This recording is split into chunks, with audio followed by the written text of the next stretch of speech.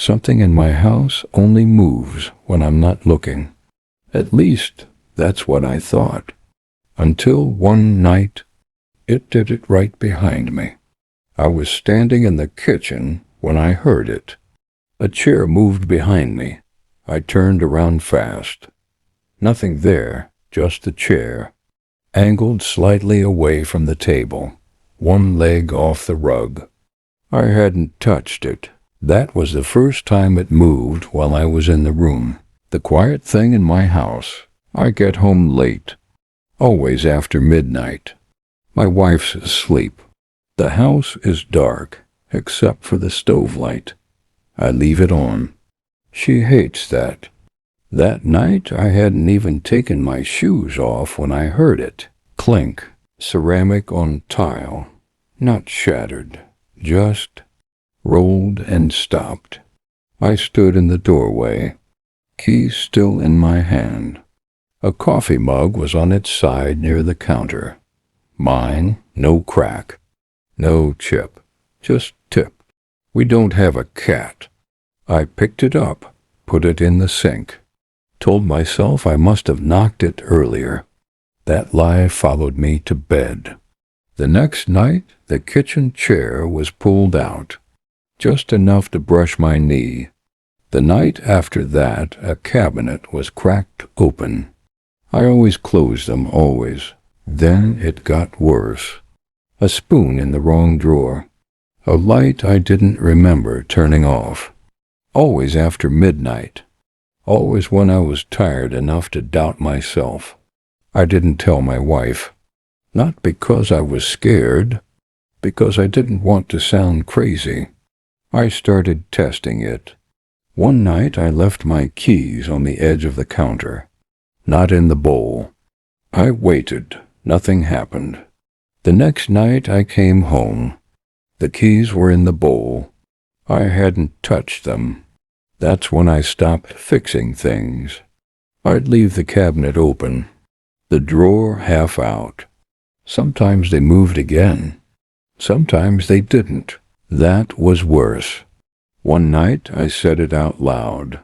I'm home. My voice felt wrong in the room. Too solid.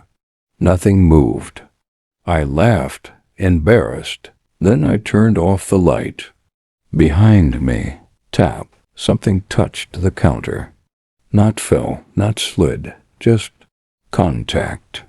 I didn't turn around. I locked the bedroom door. In the morning, my mug was upside down in the middle of the floor. That night I came home later than usual. I stood outside the door, listening, not for danger, for recognition. It knows I'm watching.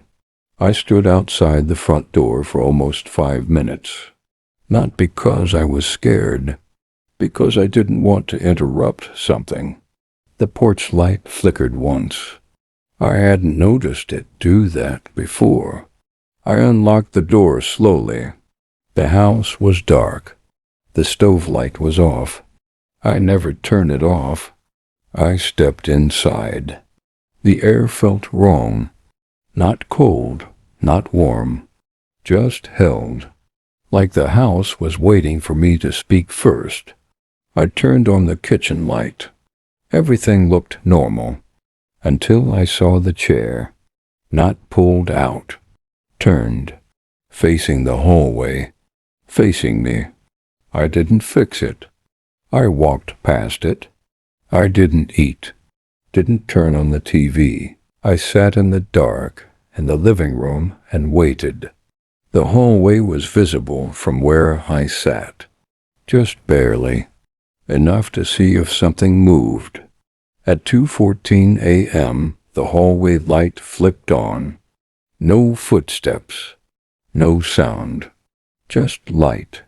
Then dark, like someone had leaned in, looked at me and left. I didn't move. I didn't sleep. I just sat there until the sun started to rise. The next night I set a trap, a marble, balanced on the edge of the counter, delicate. I turned off the lights, sat in the living room, waited. At 1:03 a.m., I heard it. Not the marble falling. The sound of it not falling. A soft tap, like a fingertip catching it just before it dropped. I turned on the light. The marble was gone. Not on the floor. Not in the sink. I found it the next morning. In the hallway. On the rug. Perfectly centered. That's when I realized it doesn't want to be seen, but it wants me to know it's there. I bought a mirror, hung it in the kitchen, angled it so I could see the hallway from the couch. That night, I left the lights off, sat in the dark, watched the mirror. At 2:41 a.m., I saw it. Not a figure, a shift, like the hallway bent slightly, like the air folded in on itself. The mirror flickered, just once. Then the chair moved, not dragged, not lifted, just repositioned, closer to the mirror, closer to me. I didn't breathe. I didn't blink. I just watched. The mirror stayed still, but the hallway behind it felt deeper, like it had grown longer while I wasn't looking. The next morning I asked my wife if she'd heard anything. She said no, but she looked tired. I asked if she'd been sleeping. Okay. She hesitated, then said, I keep dreaming that someone's standing in the hallway. I asked her what they looked like. She said, I don't know.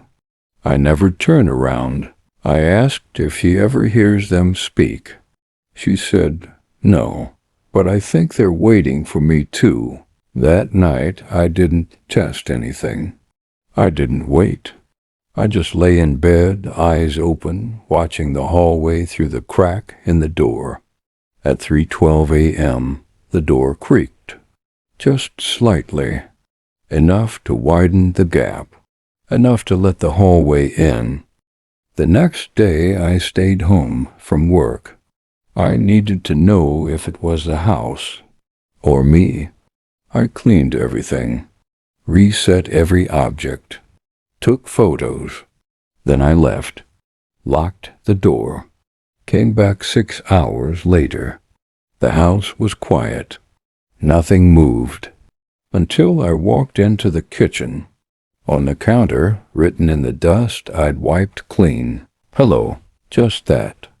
No smudges, no prints, just a word. Centered, waiting. I wiped it away, washed the counter, sat down, and set it back. Hello. The light above the stove flicked on, then off, then on again. That night I didn't go to bed. I sat in the kitchen with the lights off, the mirror in front of me, the chair beside me, and I said it again. I'm home. This time something answered. That night I waited in the kitchen. No lights, no mirror. Just me and the chair. At 3 a.m., the hallway creaked. Not footsteps, just pressure, like something shifting its weight. I didn't move, didn't speak. Then, a whisper right behind me. Not words, just breath. I turned around. Nothing. But the chair was gone. I found it in the bedroom, facing the bed, my side, and on the pillow, my mug, filled, still warm.